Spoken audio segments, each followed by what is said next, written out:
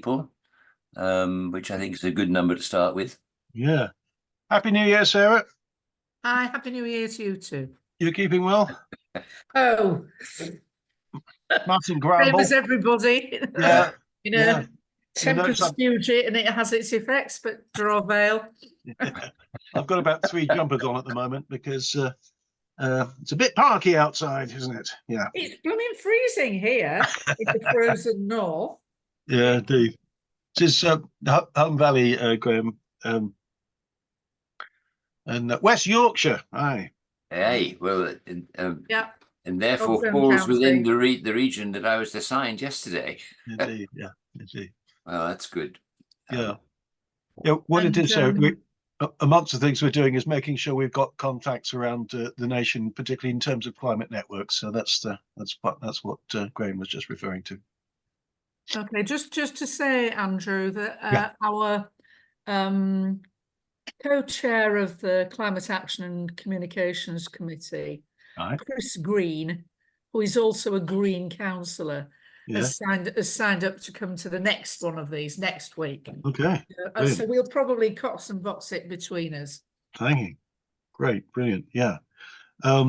What our plan is, obviously, when people are here, we'll talk some more about the general plan. But the intention is to have a special topic each week, but then also a general chit chat about what people are needing, what people are offering, and what people might be able to get more involved in the project. So. Yeah.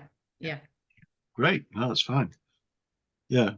Yeah, Graham, when Sarah got involved with Home Valley, they had a great start a few whiles ago, but then it went quiet again, and so Sarah are busy restarting the engine, I believe. Yeah. Yeah, and we have a group which is independent of the parish council called Home Valley Climate Action Partnership, which has been running. Well, it's a reinvention, really, of something called HOT, so Home South Transition Town, and all sorts of climate action-based stuff. Yeah. But yeah, the parish council had a bit of a hiatus, shall we say? And so we're happens in the best regulated families, or trying to. Yeah. I mean, transition has come through a bit as well, because certainly where I'm living in the Forest of Dean, transition was a little bit precious to start with, but I think it's got a lot more pragmatic and practical. I know it has in the forest. It was a little bit inside itself, shall we say, to start with. But here we go. Welcome everybody. Kirsten, Yvonne, Tristram. Hello. Which is coming. Hello. We'll wait until a few more. We've got to wait until. Oh, Stuart. We've got 2 or 3 more people we're expecting. Hi, and we'll start the party. Yes. Good morning, everybody. Morning. Tristram from Parish Online, I believe. So there we are. So we'll talk some more at another time. Good. There's I don't think we've got anybody here from Wales yet. This is first one. Kirsten, you're from Welsh? Are you from Wales or from England? I'm actually from Linton, Cambridgeshire, but I grew up in Wales. If that has some vague Welsh hint, if that helps. Okay, no, I saw I saw you smile. Yeah, the reason for checking that is certainly when it gets to things about biodiversity, that Wales, Scotland, and England all have responsibilities about it, but they slightly differ depending on which nation you're from. That's all. So there we go. Here comes Tim. We'll just give people. We're expecting, what is it, about 12 people? Did you say, Graham? I think we've got about 3 to come. Right. Okay. Depending upon when Sarah Batterby, if she's able to make it. Okay. Sure. She was running late. Okay. Okay. So we've got Kirsten from Cambridgeshire. We've got Sarah from West Yorkshire at Home Valley. Yvonne, thank you, from Derbyshire. I know things are happening in Derbyshire. Stuart and Essex, isn't it, Stuart? Where you're based? Yeah. Yes. And Tim from my area, patch of ground in the Forest of Dean. So we are covering the ground already. Amanda, yes, Amanda. I think that's probably a misspelling, but there we are. Right. Amanda, right. Yeah, I think if it's the person I think of, it's from the Cotswolds, but we'll see when the picture appears. You It are is. indeed correct. Hi, Amanda. You're Amanda today, I believe. Yes. Yeah, I can't even spell my own name. Apologies. Well, your secret is safe with us. That's all I can say. I think she probably belongs here. My heart's in the right place, even if my name's not. Okay. Yes, I've heard other expressions the same, but there we go. Brilliant, brilliant, brilliant. Good to see you again. Happy New Year, everybody. Yeah. Okay.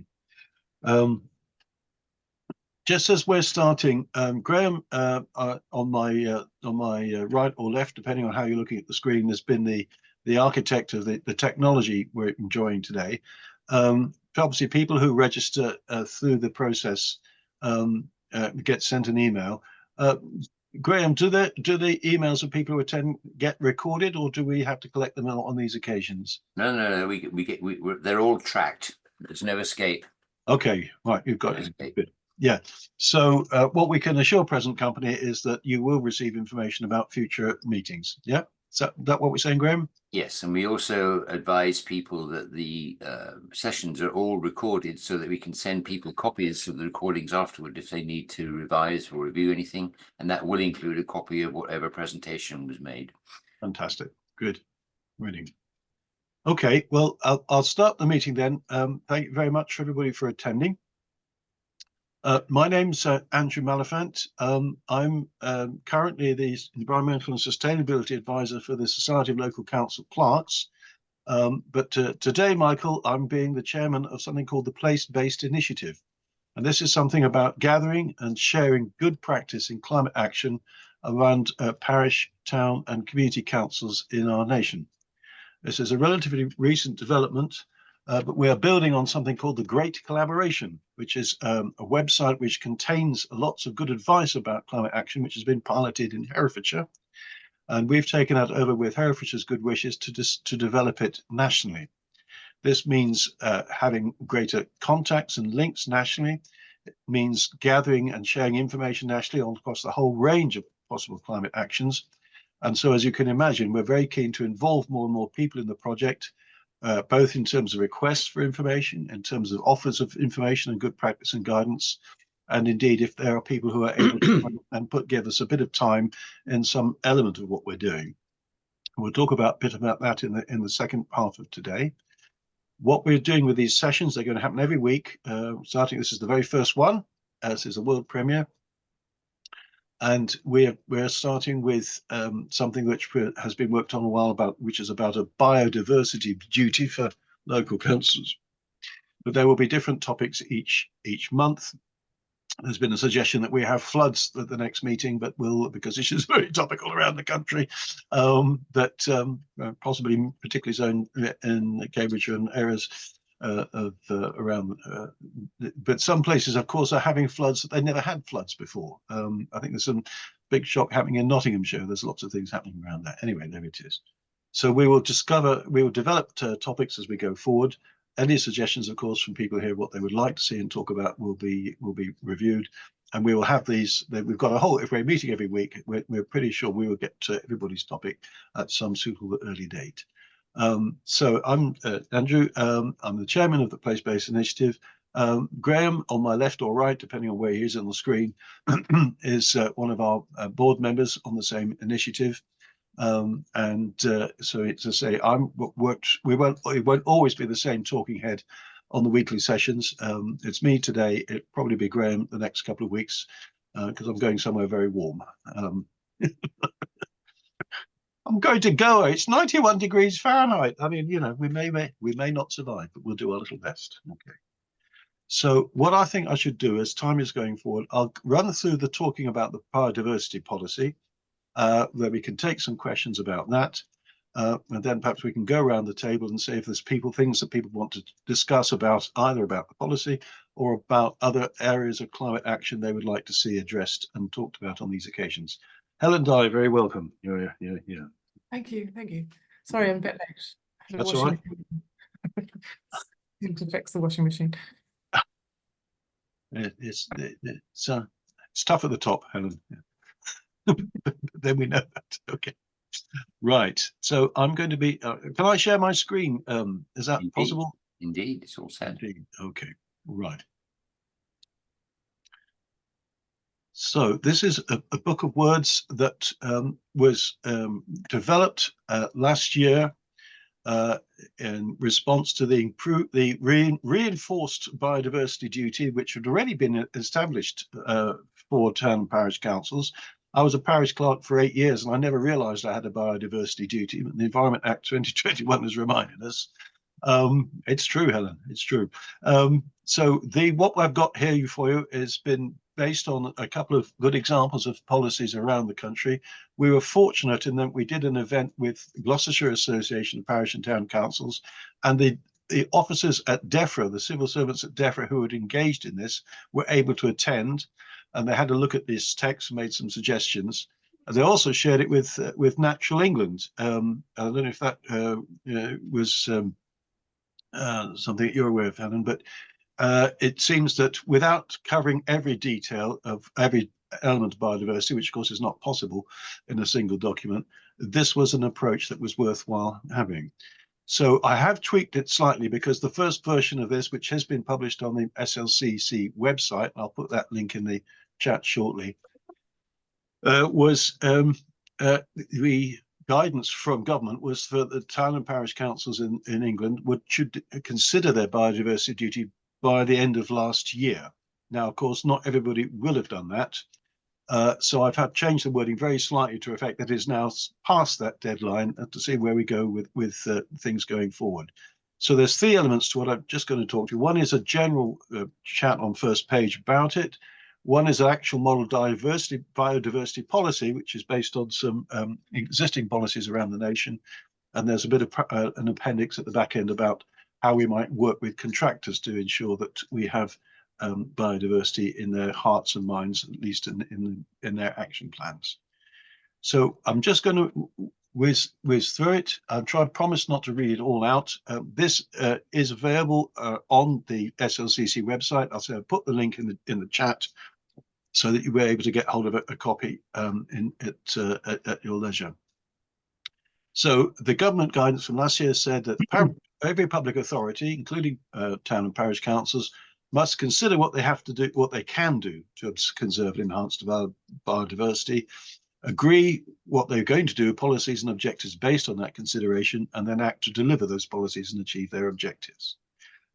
Where town and parish council sector are not obliged to publish a report on our actions.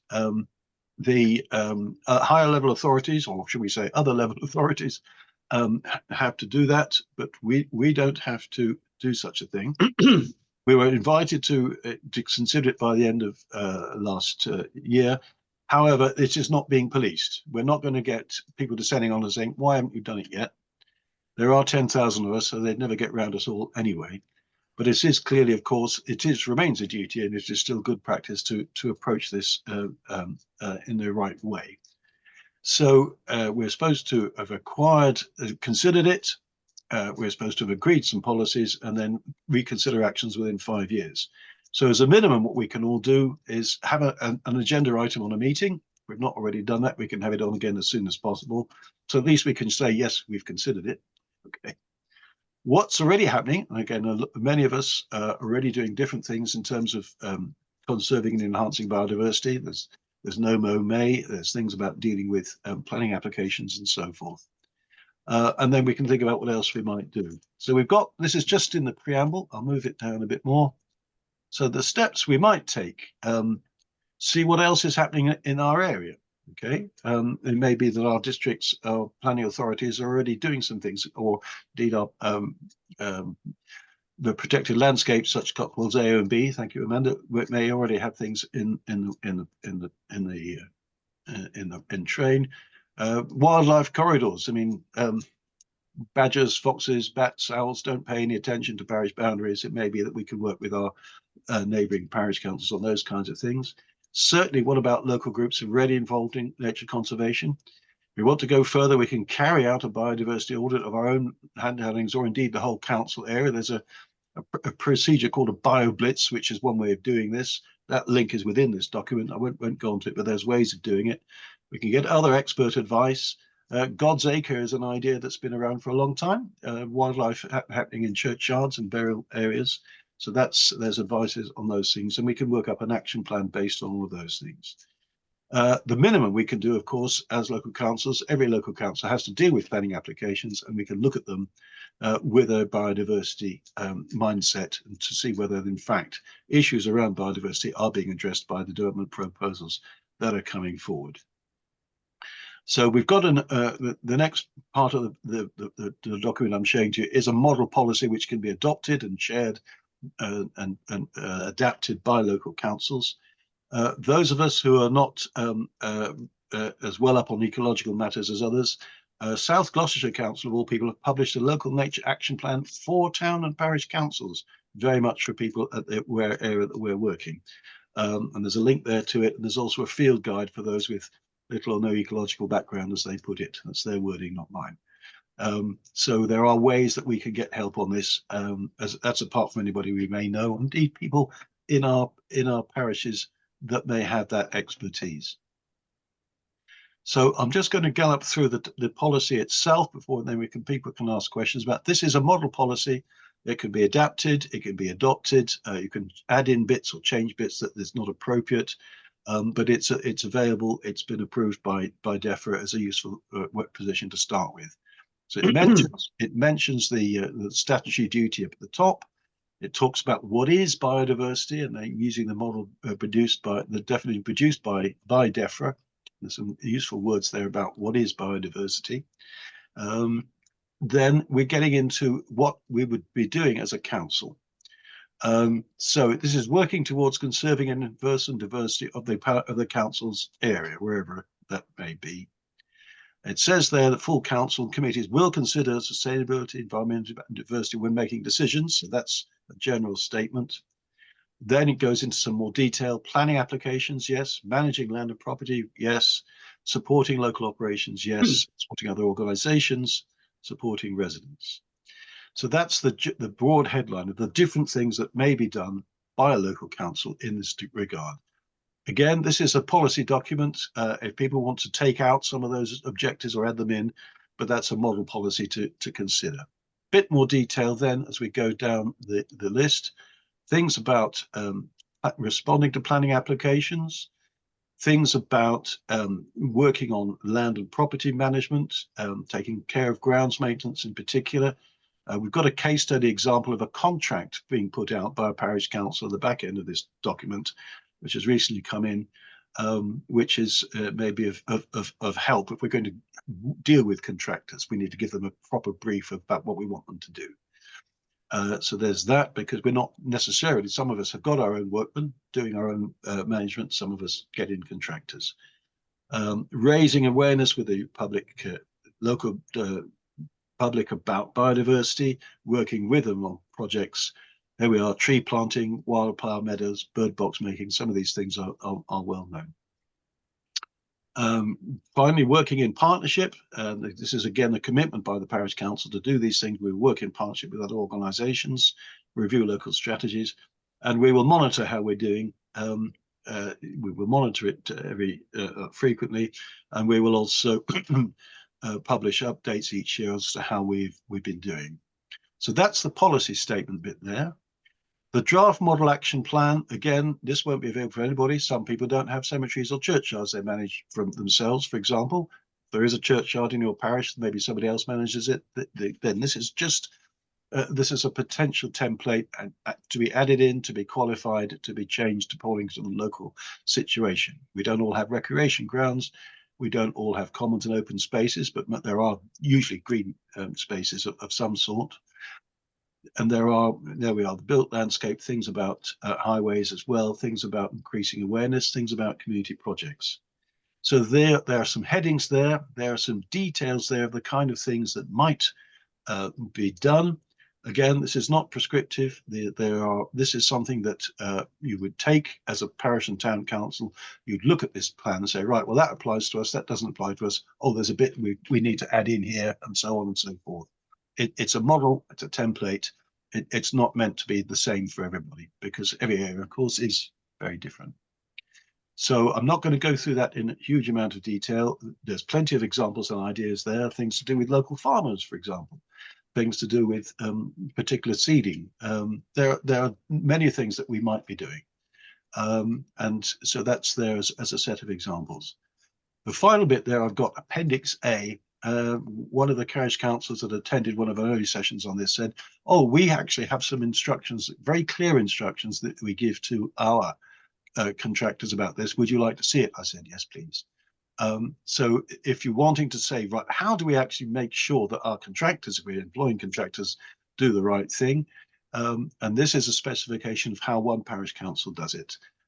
So it's a case study example.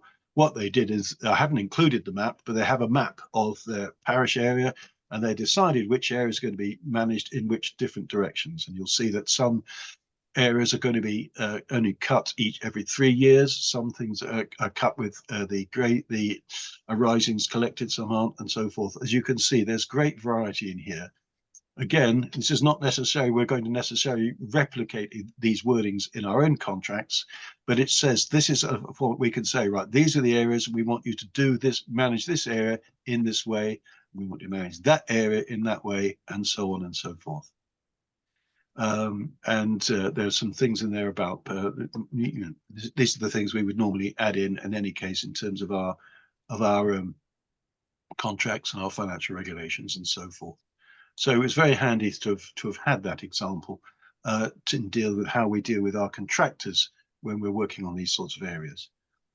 I've rather galloped through this. I'll go back to the top. So we're saying there's an introduction area, there's a draft policy, there's a draft action plan, and in fact there's a case study of contract specification at the end. So I think I probably talked for long enough.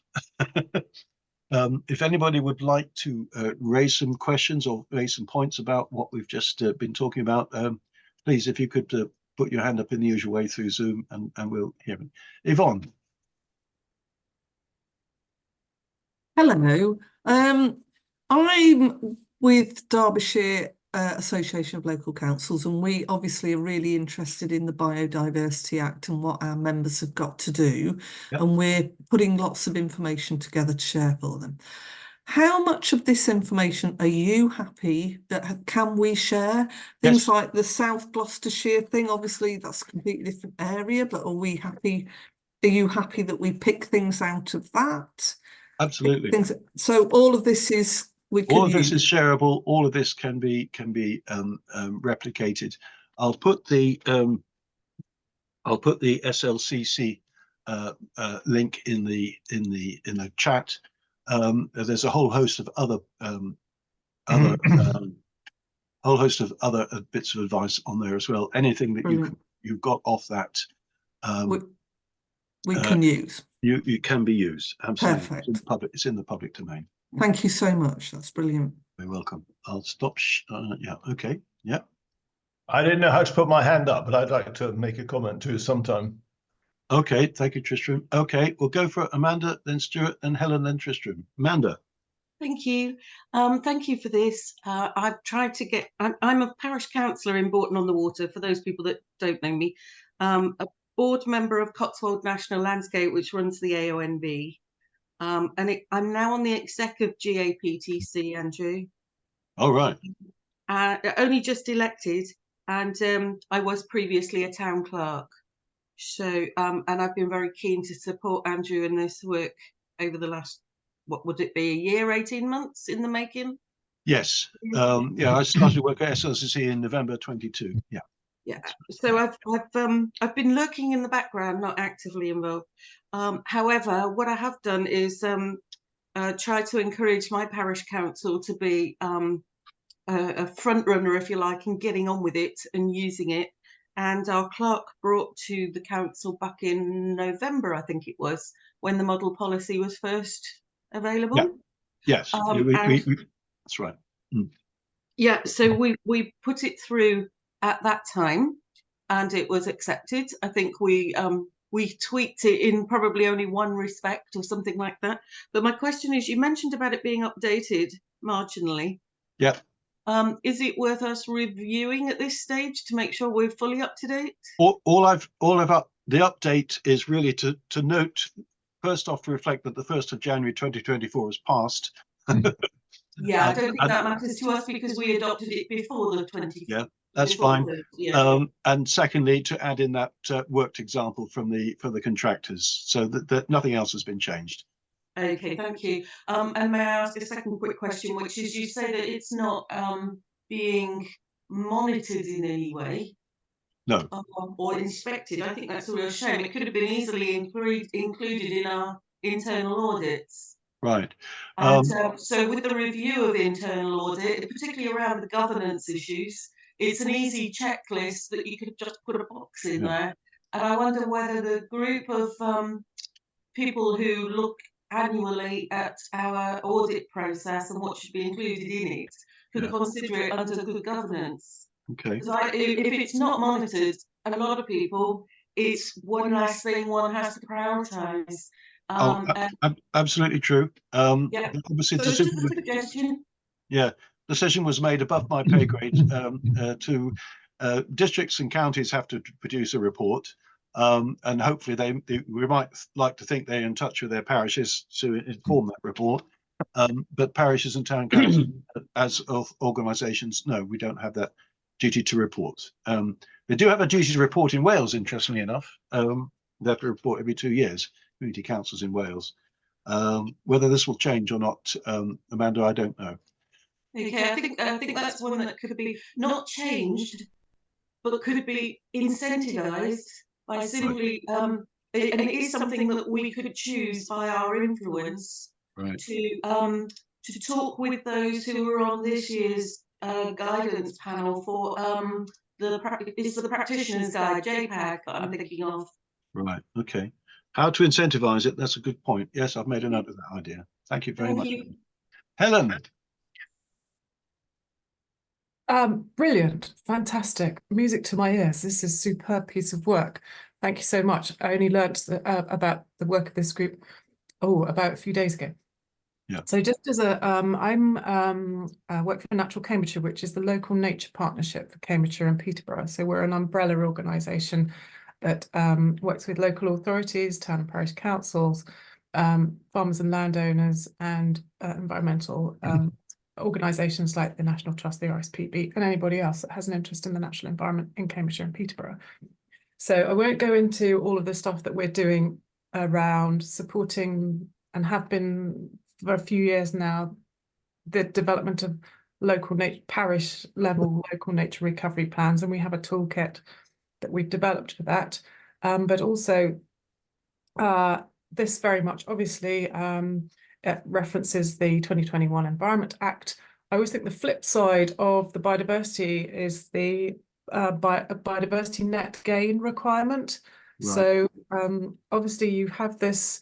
So at the moment, as you may be aware, local authorities, largely at county level, have a requirement to produce a local nature recovery strategy for their area. I think they have to have their draft strategies in place by the end of this year, and then there is a requirement by DEFRA to review that from time to time, you know, whether that's 3, 5, 10 years, let's see. And this is what all of this plays into. So, and the kind of requirements by DEFRA for a local nature recovery strategy are to identify, you know, key habitat sites and any sites that might be suitable for enhancement. So it's going to be of considerable help for local parishes to have a good idea and a map of where their sites are and where there are opportunities for further enhancement. This also plays into the requirement, which also comes through the 2021 Environment Act, of the necessity for biodiversity net gain. So the sort of requirement on developers to have 10% biodiversity net gain. And, you know, there is ongoing discussion around this about where that happens, if it's for, you know, small residential dwellings, or whether you're looking at larger developments. But again, all a good incentive for local areas to have a really good idea of where their biodiversity rich sites are and what they stand to lose if they don't are aware of the requirement for biodiversity net gain, and hold developers to account on this. Right. So that's part of the incentiveness that Amanda was suggesting. There are very good reasons why it would be very practical for parishes to do this. And Yeah. yeah, I mean, this isn't mentioned net gain, but but that's something that needs to be reflected. We've got a separate big book of words about responding to planning applications. And I think combined, I think in the eyes of DEFRA, you know, it's two sides of the same coin here. Yeah. So we need to make reference to that at either in this document or certainly in the responding to planning applications document.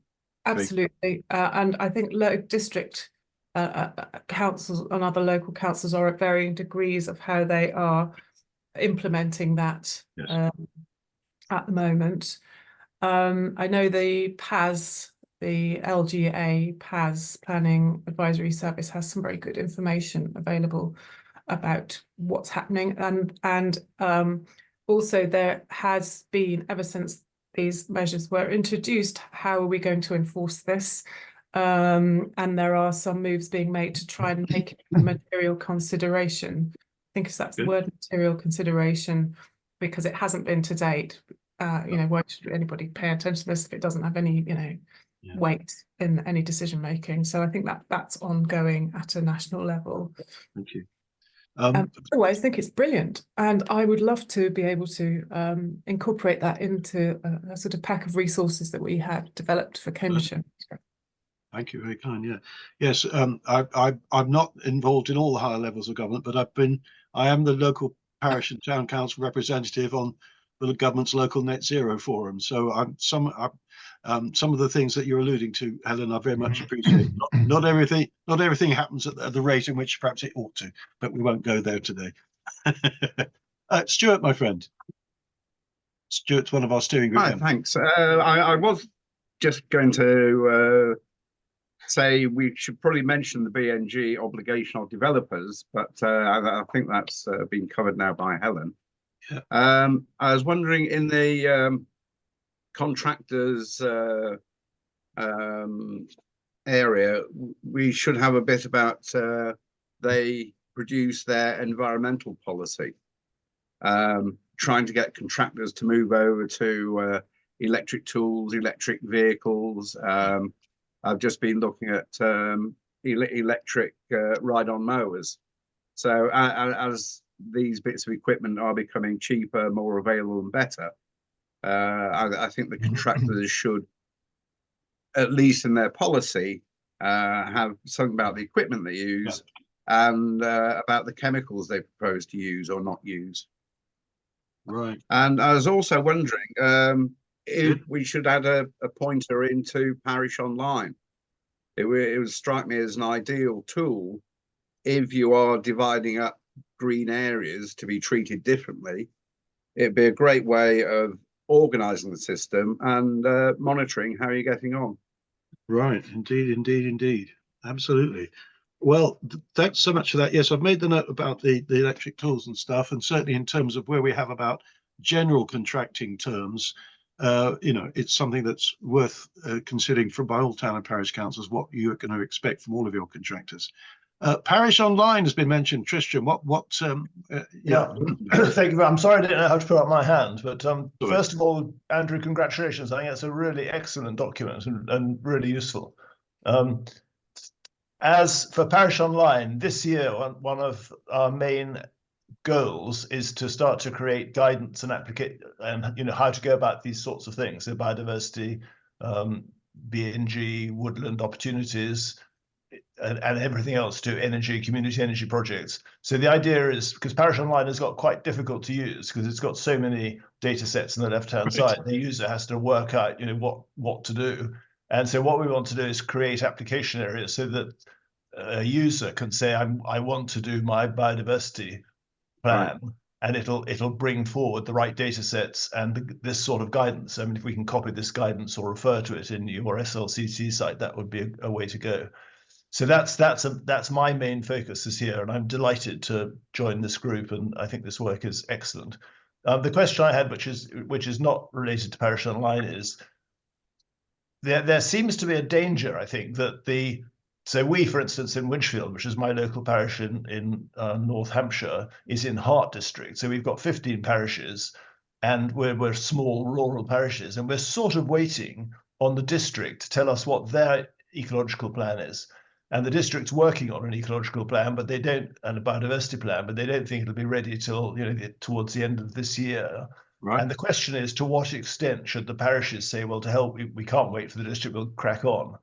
And related to that is the Hampshire Biodiversity Information Centre, which has got lots of data on things like priority habitats, which I would like to add into Parish Online, but they won't let us because they're sort of a semi-commercial organisation and say, you know, you're not to publish that data, which seems a real, you know, a real shame. And it would be nice to find a way to put a bit of pressure on the districts and the biodiversity information centres to release their data to allow parishes to work on it effectively. Right. That's a good, that second point is interesting. I mean, it'd be ridiculous for having to put in a Freedom of Information Act in order to get hold of some of this stuff. Yeah. Interesting. It's a long time since I worked with Hampshire County Council, but I'll see. I made a note of that one, Tristram. As far as why wait, yeah, let's crack on with it, because I think we've already heard from Amanda and from Helen that there are reasons for getting on with it anyway. Yeah. We know. Actually, sorry, there's one other thing I meant to say. Another thing I think that's very useful, and we're talking in heart about it, is not to work at an individual parish level. And of course, you could save a lot of effort if people work. If you could get a group of parishes to work together, then it would make the plans more coherent. Indeed. And it would also save effort and perhaps make the whole thing better. Yeah, I mean that's referenced up here, isn't it? So that certainly is good practice if it can be. I can miss them. Yeah, indeed. Oh, that's brilliant. Yeah, excellent. Thank you very much, Tristram. Very good. Well, congratulations. This is really good. Okay. Lots of hands going up. Graham, I believe you're next. Yeah, I had a question for Helen, but wanted to set it in context, which is one of the principal purposes of the Great Collaboration is to enable councils to find within 3 clicks the information that they're looking for. And we're working towards that without much evidence to show for it yet, but we'll get there. But one of the major things that councils are looking for is funding. Is there going to be any funding associated with this? And I wondered if Helen could mention whether DEFRA puts anything into the policy of doing biodiversity and nature recovery. Is there any funding to help councils do that? So yes, I can only speak for vaguely for national from what I understand, but how it's translating at a local level. So the allocation for the development of local nature recovery strategies was based on a sort of algorithm, if you like, for number of local authorities in any one area at a sort of district level, and number of farmers, because it's recognised that a lot of biodiversity gains are to be found on agricultural land. And so in Cambridgeshire and Peterborough, we've got quite a generous allocation of nearly £300,000 to develop the local nature recovery strategy. So we're going to be doing a lot of work. Natural Cambridge is working with the county council and all of the other. We've got 6 local or sort of district authorities, including Peterborough Unitary, to pull together our strategy, but also doing a lot of work with farmers and addressing the nature-friendly farming. So we're doing this whole, how do we bring this all together? Clearly, data is absolutely fundamental. I know in Cambridgeshire and Peterborough, and it's different in different areas, a lot of our biodiversity data is out of date. So even if you were able to access the records from the kind of our records office, the data is out of date. So we have been for the last few years making the case to our combined authority for funding to do some baseline surveys, which the Wildlife Trust are carrying out over a period of 3 years to get the baseline brought up to date. And then we are looking at how we can then, through the development of the local nature recovery strategy, look at what data is available. And then, so it's the journey, and we're only at the very beginning of that journey. In terms of funding, so yes, there was an allocation, and that was made publicly available, which has been given to your responsible authority. So I don't know which is your responsible authority. In Cambridgeshire, it's our combined authority who have delegated that out to our county. And then there are supporting authorities, which are all the district authorities, and they're all supposed to be consulting with parish councils. So they have a requirement to do this, and if they're not, you ought to find out who's the supporting authority for your area. And I know in some instances the local nature partnership has been developed to deliver a lot of the development work. So but not all areas have a local nature partnership. So funding, yes, there is funding that was allocated to support the development of a local nature recovery strategy.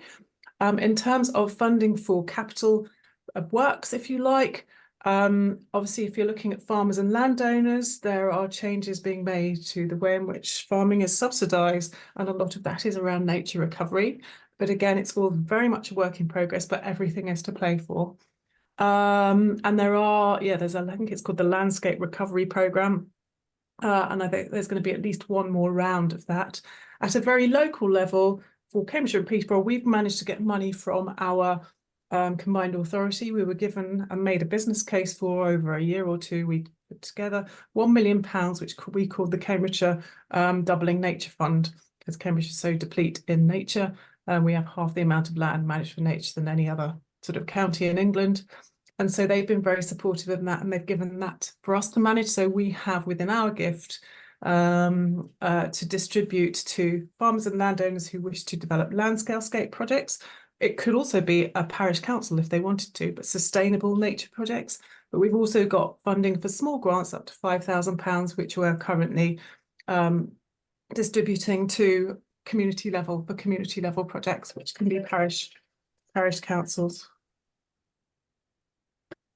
So there is money available. That's brilliant. Ladies and gentlemen, I'm absolutely made up here, because the idea of having these sessions where people can come together, question and answer and share good practice, I think we've just seen it work. Brilliant. Thank you very much for that question for Graham and that answer from Helen. I mean, this is how we were hoping things would develop, and it's marvellous that it already is. Great stuff. Any more from you, Graham? Yes, please, which I suspect you were going to touch on later, but I'll do my best to steal your thunder now.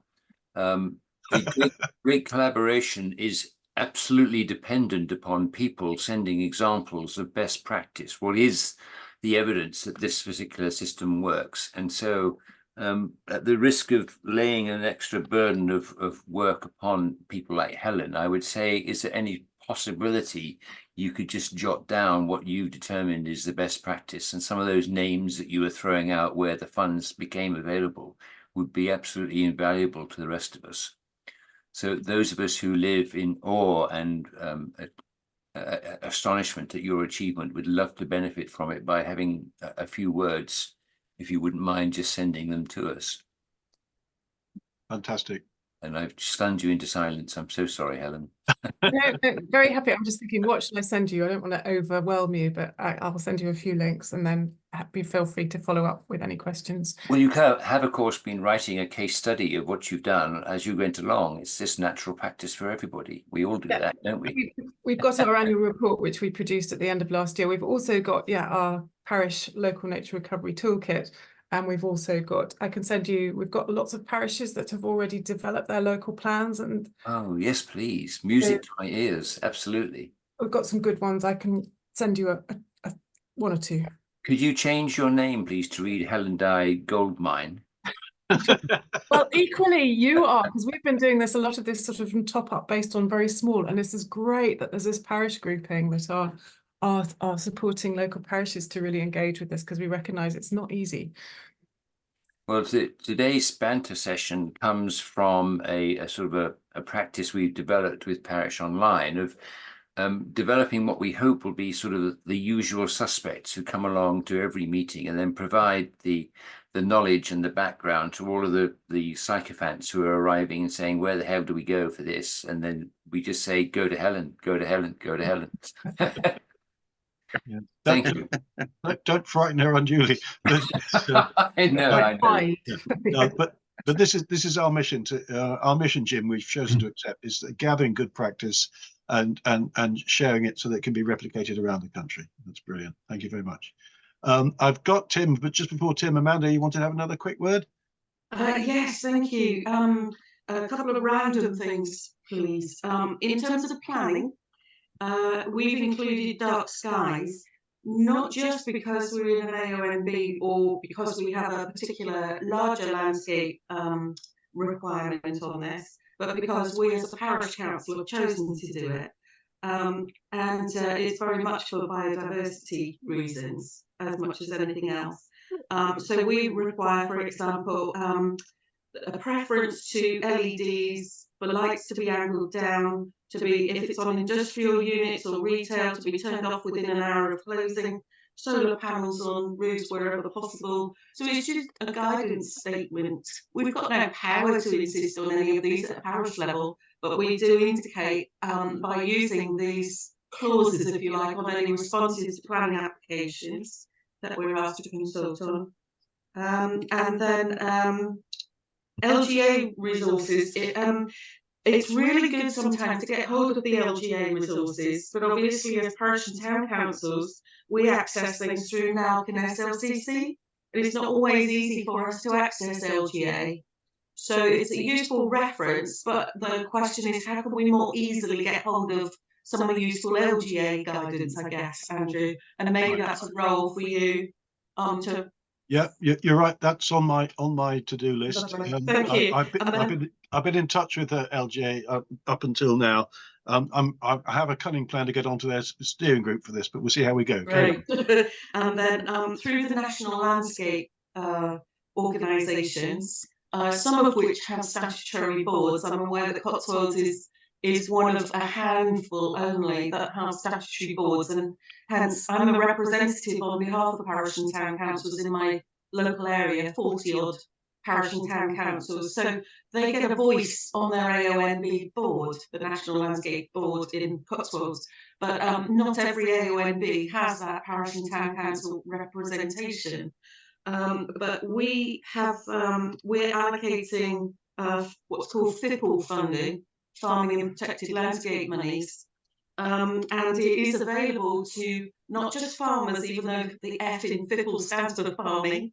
It's also available for parish and town councils to apply for if they've got any land. So if you're a parish and town council, I mean, FIPL monies, we've got another year left, I think, of FIPL. But it keeps getting extended, so I think it's now got extended into the 2025 as well. So it's worth keeping an eye out if you're within a protected landscape, an AONB or national park, in other words. Within that family of national landscapes, there are some specific monies available for, well, I guess biodiversity very much within it fits within what Helen referred to. Right, thank you very much. I shall echo Graham. If that document which you've just described could be shared with us as well, that would be great. Yeah. Which document, Andrew, are you referring to? You're talking about the one about FIPL and applying for funding. FIPL is a specific. It's a DEFRA funding, and it's all specifically to certain areas. Okay. So it's DEFRA related. Is the FIPL fund? Okay. Thank you. I've got that. Tim, you've been very patient, sir. You're on. Thank you, Andrew. Andrew and I are from the Forest of Dean. Can I just pay, if I may, without being too ad hominem, say thank you very, very much indeed, Andrew. It's his work that locally has enabled us to put out our response to the biodiversity duty to every single parish. And we did this through our cabinet member for biodiversity in the forest. So there's no parish within our Forest of Dean that is not aware of its duties and its functions. And I hope all of them manage to get it on their December agendas, if not early in the new year. So bravo and thank you. Similarly, the Great Collaboration. I know this has been mentioned 2 or 3 times, but could I just say, please do feedback into that. It is very active toolkit, which will help us within our communities. And it does need support from within the local authorities to make sure that people have information about it and can get advice about how best to use it. I'd very quickly like to respond to what's been said about biodiversity net gain. I think everyone needs to keep a really, really careful eye on this. We know that it was postponed in November because basically DEFRA didn't know what was going on. We know that there are very few people who are on top of it, very few people who have actually been given formal advice from within the government and are capable of dealing with it. And I'm really quite suspicious of what may happen. My inclination would be to say to all of you operating locally is try not to think of it in terms of the minimum of 10%. Local authorities can actually increase that biodiversity net gain to whatever percentage they require or would determine for themselves. Indeed, we may well be thinking of enhancing that to well beyond 10 in the forest. Please consider that. I'd also say is don't offshore it. Try to keep that biodiversity net gain local to the planning that's actually happening. Otherwise, monitoring, keeping control of it and making sure that it's done responsibly is very difficult.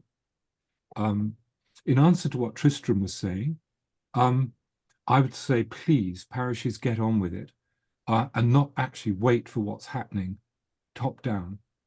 Indeed, quite the opposite. We know what's happening locally. We should be feeding our stuff back up into the system. It will inform our local plan, our council plan, but indeed, it will actually, our attitude towards biodiversity net gain and our duties within biodiversity should be incorporated in our own parish local plans. And those of us who don't have them should certainly think of it in that way as well. And lastly, if I may, again, talking about cooperation between parishes, one of the things I'm really keen on in this area is the wildlife corridor. We cannot think in silos, not least of which we have a very fragmented biodiverse landscape in the UK. Our plan for the forest and our 3 counties, and including Wales, is to build a wildlife corridor from the Brecon Beacons through the deep forest, through to my area, which is called the Golden Triangle, where the daffodils, natural daffodils, sprout spontaneously in early spring, through to the Malverns and up to the Wyre. This is absolutely critical because fragmented landscapes are no good for biodiversity. We need to enhance our landscape. We need to allow our hedges to grow. We need to develop headlands. We must allow our verges. No mermaid is critical. And all these things can be done at parish level if we cooperate and if we negotiate actively with our local councils. Thank you very much for your time, and thank you, Andrew, and all of you today. It's a really, really important meeting, and I'm very glad to be part of it. Thank you. Well said, Tim. And just as a bit of an addition to that, in the Forest of Dean, we have the Green Party are now the managing body for the district, the Forest of Dean District Council. They're a minority cabinet, but that I believe is changing in many parts of the country, and that the Green vote, shall we say, is steadily increasing. Lovely job. Tristram, thank you, Tim. Tristram, and then Graham. Yeah, just quickly in response to Tim partly, it seems to me that what Tim just said about parishes cracking on is all very well, but if parishes are working independently, then you won't get that coherent policy across all the parishes, which is why we've been slightly waiting for a bit of guidance from the district. But I think what it needs to be is an iterative process. So we'll push on as a parish and with our next door parishes as fast as we can, and sort of almost wait for the district to catch up. But I've also been quite shocked in Herts district. There seems a real unwillingness for the district to work with the parishes, and they sort of want to, with Woodland Opportunity, for instance, I've suggested that 5 parishes in Hart work with the district and to share their expertise, because the district's got an ecology officer, they're working on a woodland plan, but they're very reluctant to tell us what they're doing, which they almost want us to stop, which is really hard to understand. So I think I quite agree with Tim. I think we have to take the initiative and push on. And I think, of course, community action plans really work. We've got access to the residents and the local landowners, and we can really make a difference. But getting that connected with what the district and the Hampshire Biodiversity Information Centre is doing is so far a challenge, Yeah. which I find very disappointing. It is a shame. I mean, I would like to think that if we get a lot of community-based action, people who are councillors at higher level authorities may feel that they need to act in a certain way in order to retain their votes, but perhaps that's being a bit too optimistic about. Sorry, I had one other point, and that is on biodiversity net gain. My understanding of that, and Tim may be able to correct me, but it seems to be very immature, because the metrics, the BNG metrics for working out, you know, if the district develops a housing estate, there's supposed to be a toolkit that allows you to measure the impact, so you know what to offset. But that I don't believe that's been published. And similarly, if you plant trees or whatever it is, the metrics to work out what that earns you in biodiversity offset isn't there either. So it seems to be a bit of a immature policy so far. Is that correct? It may well be. I've made another note for instance, another job for me to pursue. One of the things that some of these things are being reviewed nationally this year, but I don't know which ones yet. But that's a very good point. Thank you for that, Tristram. Sarah, did you have a point to share about fighting with your district council? No. It was something that Tristram said that you, anyway. Yes, it was just to say that Tristram, that's our experience rather, that there seems to be this disconnect in thinking as well as action, that you know that councillors locally seem to take the view that they are the ones that have to engage with officers who are actioning work, and it's very difficult for us as parish councillors to have any direct connection. We have to use this very tortuous, and we always, you know, increasingly for understandable reasons get the answer about they're too busy, there are not enough staff, they're underfunded, etc., etc. But how to work around that is, you know, the $64,000 question, really. Indeed. Yeah, and that's part of our mission, isn't it? And every local authority, every planning authority has got their own culture, and they're not always helpful. I agree. Yes, the revolution is starting here now. So something what I call the dark arts. Sometimes some of the things we get around this are not things you would like to tell your grandparents about, but then it can be done. Graham. I just wanted to make the point that in Great Collaboration, we have a very strong belief that digital mapping is a very good way of helping people to work together. So if you want to see who near you is facing the same issues or is attempting to deal with something, then it's very convenient to have all this mapped digitally in a system that you can get at it. And Parish Online has been mentioned a couple of times in the discussion. I just wanted to state that Parish Online is very amenable to getting people to work together and creating information systems that they could share data between themselves, but not necessarily with other people if they don't need to. It's very flexible in that respect. The other point I'd make, again, with how you persuade your district council to work with you, is that Parish Online is what's called a geographic information system. And all district, county and unitary councils have GISs, and it's a two-way street. You can pass information up as well as passing information down. Now that requires a degree of trust and openness with your district council, which is only a rare bird at the moment, but I can let you know it has happened. We have passed local information up to our district. And it's gone up as far as government level in terms of when the COVID thing was on, how many spare cemeteries are there, you know, places for people to get buried. The government didn't know, and Parish Online could tell them. So I just wanted to put in a bid for those very rare people who've never heard of Parish Online and don't know what it is. There is a free demonstration every Monday morning at 11:30 on Zoom, which I've put the address in the chat for you. If anyone would like to find out what the system is and what it can do, I'd be delighted to see you and to help out. Thank you very much, Graham. Our job. And so we're working with, having lots of discussion with Parish Online about the Great Collaboration as well. So watch this space. Helen. Gosh, this is just fantastic. This group is brilliant. And again, extend my thanks and congratulations. It's delightful. I just wanted to offer, it's interesting that you're saying it's really difficult to get information from your district councils.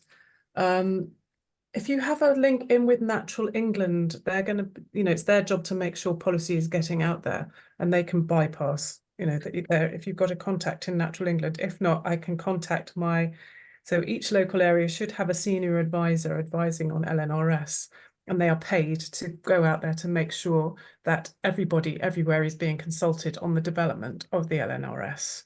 So I'm happy to seek from our Natural England advisor a national contact, or to see if she may be able to help, if that would be helpful. Brilliant, brilliant. Also, if at some point, and this is, I wear another hat, which is a sort of deputy chair to the Cambridge Conservation Forum, which is the sort of local organisation sort of body that sits within the University of Cambridge. And we're aligned with the Cambridge Conservation Initiative. We're a member of the Cambridge Conservation Initiative. And we have access to the David Attenborough building and various resources within the university. So if at any point there would be this grouping, whether you would like to be hosted within Cambridge or elsewhere, if that's going to be helpful for parishes, how I'd be happy to explore with you what that might look like, because Cambridge is a good place, can be a good place to hold these things. Equally, in addition to the Natural England, we work very, very closely with the Wildlife Trust, who are being super helpful and showing immense leadership on the whole nature recovery strategy, and absolutely key to it in Cambridgeshire, as are the RSPB and the National Trust. Not so much the Woodland Trust, because we don't have so many trees here in Cambridgeshire. But again, if you know, I don't know how active the Wildlife Trust is in your respective areas, but that really might be a really useful avenue to ask some questions to. And so much of this requires sort of building capacity, both skills and knowledge, I think, to really engage more deeply. And again, so if there's any way that through my links with the University of Cambridge, we can help with that, or through links, we have really good links with the Wildlife Trust, or another conversation, really happy to look. And we've got quite good links up into DEFRA as well. So do let me know if, you please feel free to tap me for contacts or questions if you. So thank you very, very much, Ellen. That's all brilliant. In terms of capacity and training, one of the things that we were wanting to be doing through the Great Collaboration is sharing information about training courses and events around the nation. Of course, some of them are online in any case. The SRCC usually has online webinars, but also I note your offer of an event in Cambridgeshire, which would be good to get our boots on one occasion and get around about the place. And what we're looking for as we develop in some places, and I know Cambridge already has some conservation and climate emergency networks operating, is that very much each county area can be, its own hub for things that can happen for its local parishes and so forth. So that's certainly what we would like to achieve before too very long. And I know Cambridge is well ahead in that particular department. Ladies and gentlemen, we've had a good old chew at biodiversity. We've even had a suggestion we might have biodiversity net gain as a specialist subject on another occasion. So that's something that's on the agenda now. I'm confirmed with Graham that all our email addresses have been collected, so that we will be kept in the loop of future weekly sessions and what might be happening there. Shall I take this opportunity to ask if there are any other topics around the table here that people would like to see at some point? Sarah.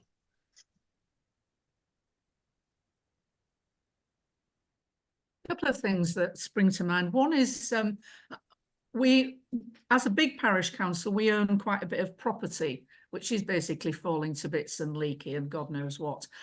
So a session which is focused on how you can deal with that as a parish council, or what sort of actions people have taken for dealing with buildings that they own. That would, for us, that would be really helpful. And secondly, all the things that we've been talking about today have been about communication, networking, all of that. The thing that gets us every time is how do we get it down to the level of individual people in a locality who don't read local newspapers, who don't do online, who you know, just talk to their neighbours and God knows what. So if anybody's got any cracking ideas about how you actually do that, say for going out with banners on a Saturday morning in the middle of Holmfirth, maybe that's the answer. But anyway, yeah. Thank you. The Communications. real Yep. bottom line, if you like. Yes, and not everybody spends their spare time surfing the web. You're absolutely Yeah. right. I certainly don't. So posters, yes, why not? Heaven's sake. Okay, brilliant. Amanda, you've got some thoughts and topics. Thank you, Andrew, and everybody. You mentioned next time is on water. Is that correct? Flooding? There's a working suggestion about having floods next time. Okay. I've got a couple So of people who might be talking. I'm waiting for their confirmation. Yeah. So related to that is obviously a lot of interest at the moment. Well, it's very topical. Is in relation to working with Thames Water or working with whichever water company is in your area in relation to infrastructure, and it's the sewerage really, and the river quality, and ways to kind of what can you do rather than sit in horror or go out protesting with your placard, but what can you do at a local level to make a difference?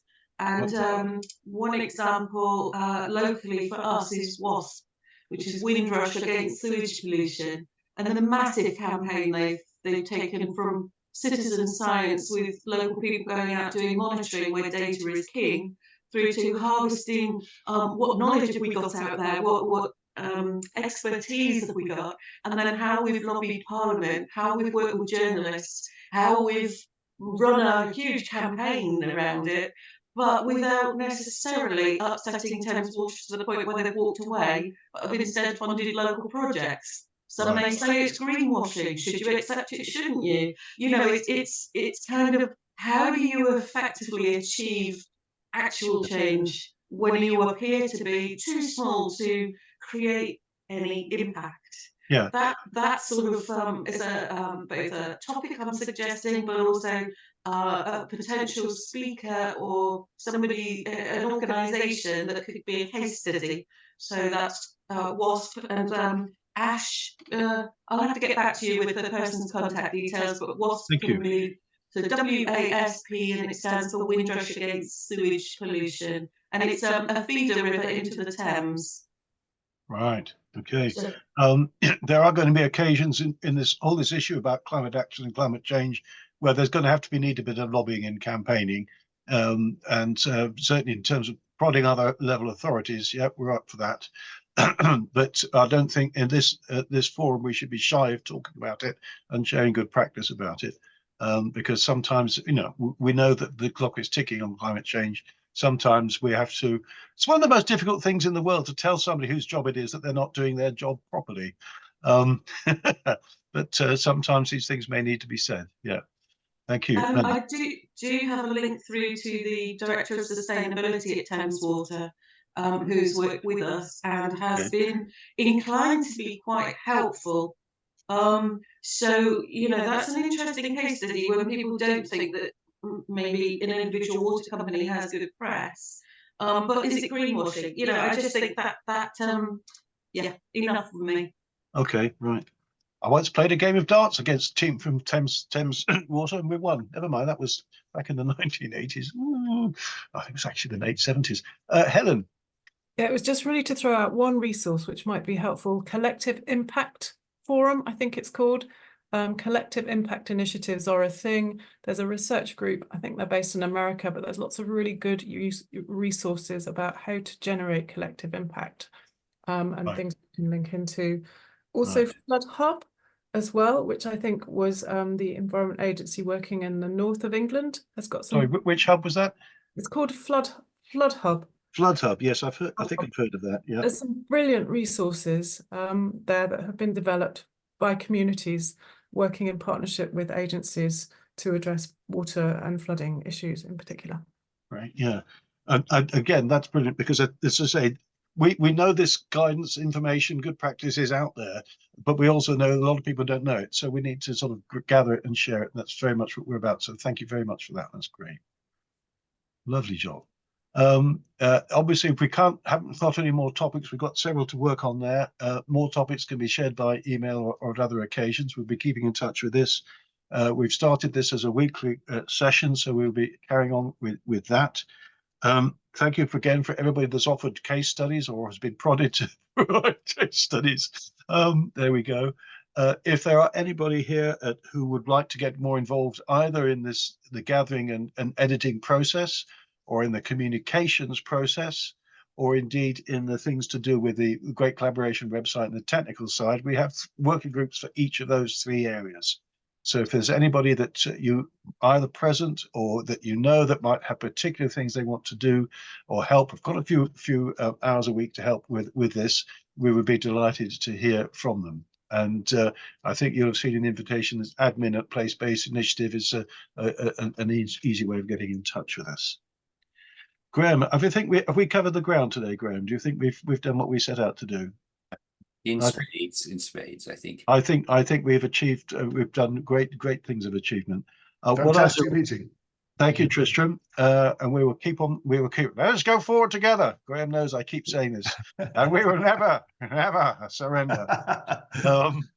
I don't know if there's anybody else who hasn't spoken wants to say anything. Whether Peter or Kirsten want to add anything in, it's no obligation. But I could very briefly say I have 2 hats. I'm here with the biodiversity hat on, but I'm actually also a trustee of Cambridge Carbon Footprint.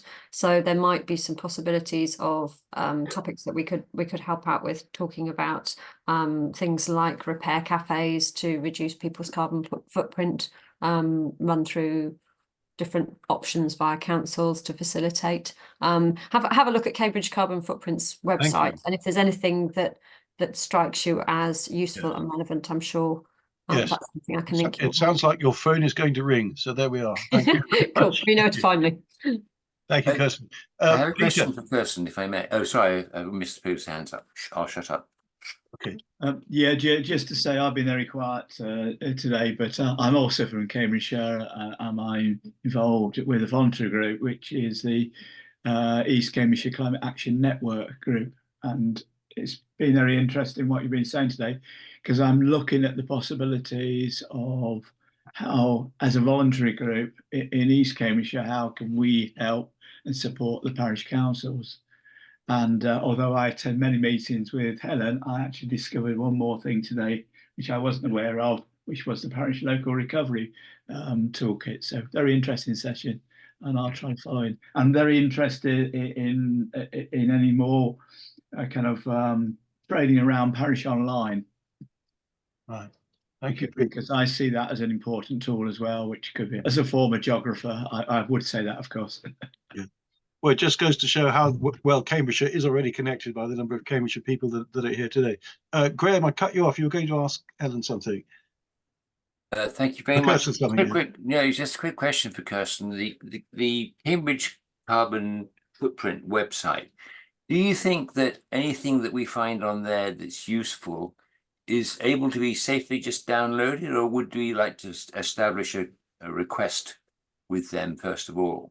In other words, I mean, what's on a website is usually accepted as being open to all, but I thought I'd just ask about what you'd expect in the way of courtesies.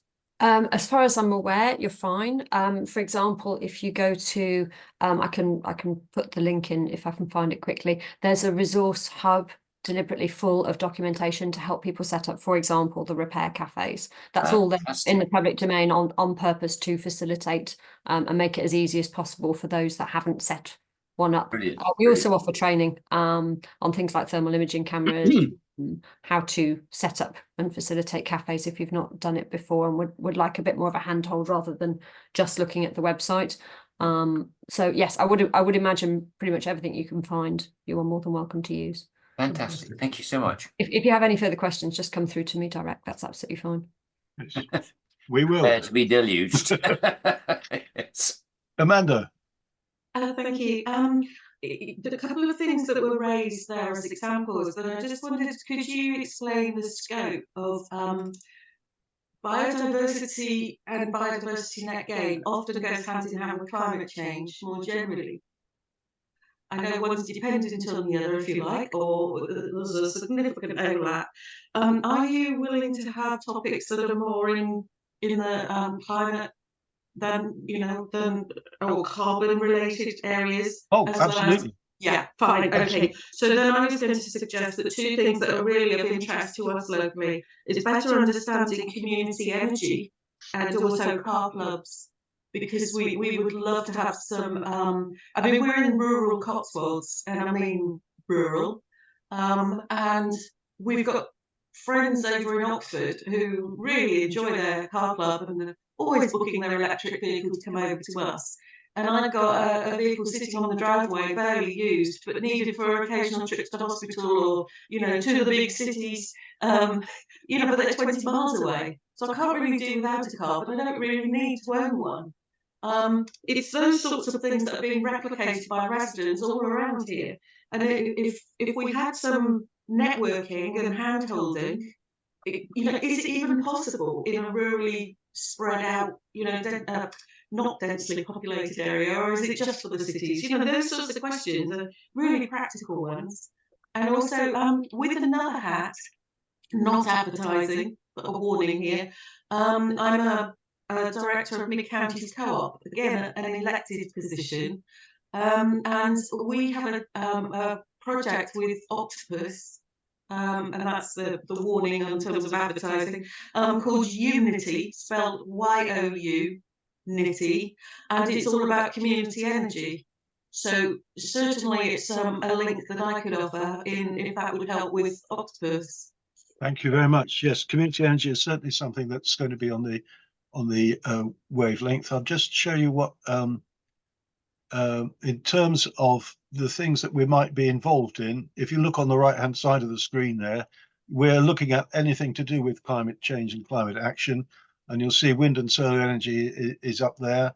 Retrofitting, we're talking about mobility stuff. There's things about natural environment, floodplains, things about adaptation, things about nature recovery. So that's really just a very quick snapshot of the whole scope of things. What we tend to say is that it's a jungle. Climate change is a jungle, and people need guidance through it. And of course, the more good ideas and more practical things that come forward, actually the jungle gets thicker because there's more stuff to dig out. So that's very much as our mission is to cover the whole spectrum of things. It's going to take a while. You'll see some of the particular bits in here which you're already talking about: allotments, car sharing. There it is. Electric vehicles. There they are. These are the things that we're looking at in the immediate future. But this is really part of the main function of these sessions, is that if there are going to be different things that are important, we need to be aware of them, get advance notice of what's important at the local level, so that we can get on with it and find the good practice for them. So that's just giving you just quick reassurance, really, that it's the whole 9 yards, as they say in America, we're looking at, and it's not just biodiversity by any manner. Lovely job. Thank you for all the work and people have been putting in the chat as well, which will be preserved and we can use for good practice and all the rest of it. It's now 1:15. We've had a very good session, a very good opening session. You were here first, ladies and gentlemen. I was there when it started. Yes. Oh dear.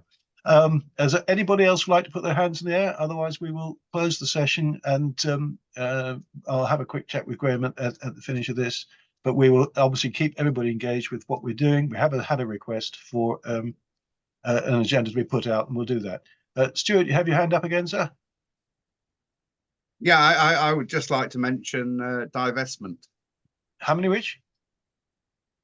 Divestment. Divestment? Yes, virtually all our councils are quite heavily invested in fossil fuels.